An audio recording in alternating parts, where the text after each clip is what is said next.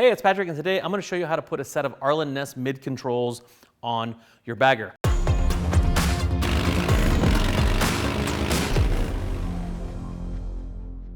Now, in this era of performance baggers, this is directly aimed at that space. If you're looking to make your bagger a little more sporty, looking to get your feet under you, get more control of the bike, or if you're just short-legged, want to bring those controls back, Ness has made this a complete bolt-on. Whereas in years back, we'd probably have to custom make a component like this. Now, this is just gonna bolt right on. This installation is gonna be done on this twin cam Street Glide right here.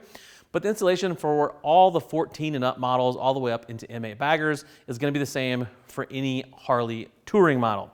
Now we'll list all the tools you're gonna need down in the description below, but for now, we're gonna get to work taking off our floorboard and floorboard brackets with a 5/16 Allen. So we're gonna take the floorboard off with the brackets, but on the first 5/16 Allen, there's going to be a nut on the back. You're gonna need a 9/16 wrench to hang on to that while we pull that bolt out of there.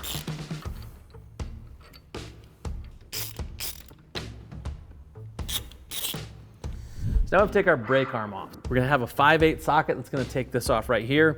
And behind this is a pin that holds our brake arm to the plunger on the master cylinder. That pin is held in by a cotter pin. We need to get all of that out of there to get this brake arm loose. To do that, we'll take a 1/4" Allen and we'll take our master cylinder loose to give us a little bit more room. But be real careful. You don't want to rupture that plunger arm from going into that master cylinder.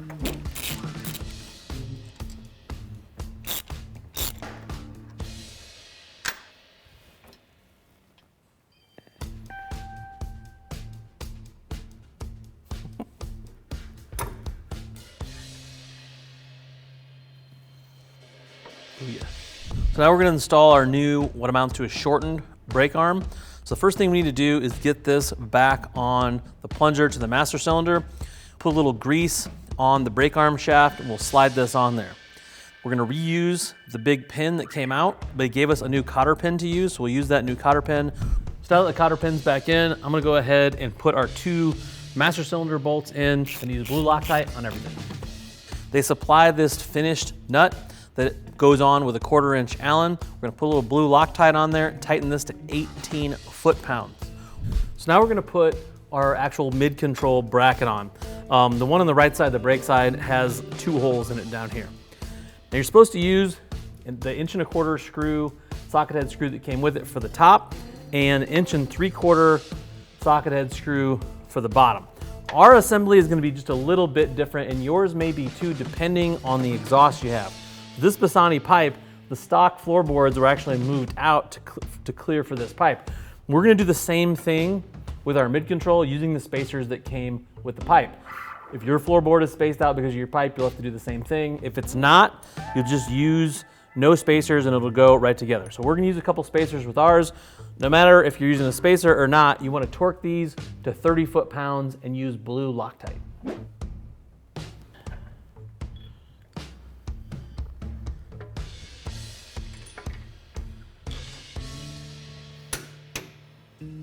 So now we're gonna put our linkage on. You kinda wanna get this basically adjusted to where you want it.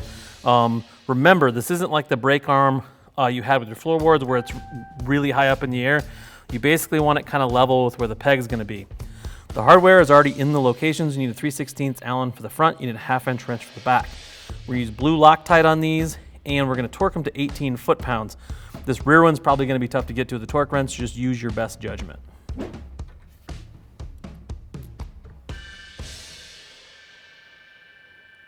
I'm gonna pull, maybe, here. So now all we have left to do on the side is attach whatever brake pedal we want and whatever foot peg we want. This just takes a standard male mount Clevis style peg.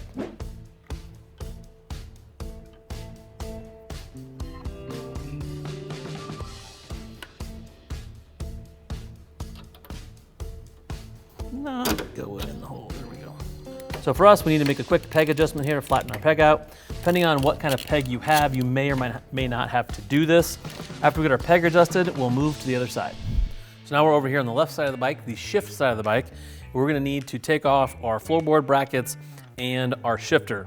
We're gonna use a 5/16 Allen to take off the floorboard brackets, these 2 bolts that hold it on, and then a 3/16 to take off our shifter.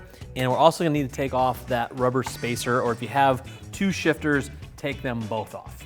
So we're gonna put on this spacer onto our shift shaft, and then we will mount this onto our splines. Take this set screw out. When you put it back in, you wanna blue Loctite this and set it to 10 foot-pounds. When you put this on, you wanna clock this at the 1 o'clock position. So if this is the 12 o'clock position, this is going to be the 1 o'clock position.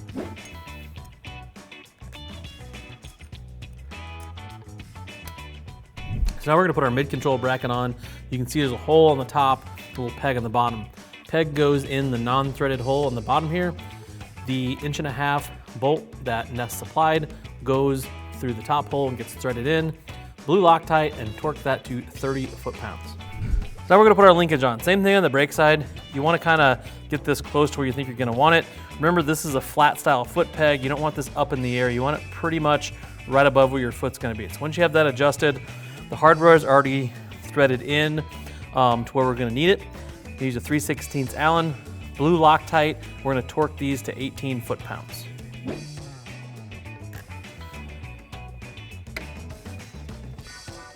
I'm gonna use the old elbow torque wrench because I can't get my torque wrench in here.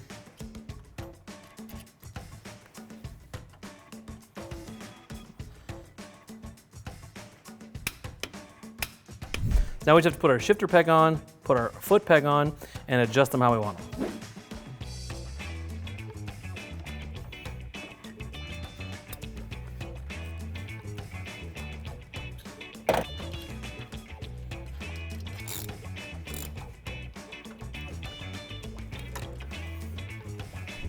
All right, in about an hour and a half, we have a pretty substantial change to both the form and function of our motorcycle. Done with basic hand tools. You don't even have to have this fancy lift. You could do it on the garage floor. If you wanted to, in about an hour and a half, you could be riding your bike with your fancy new mid-controls.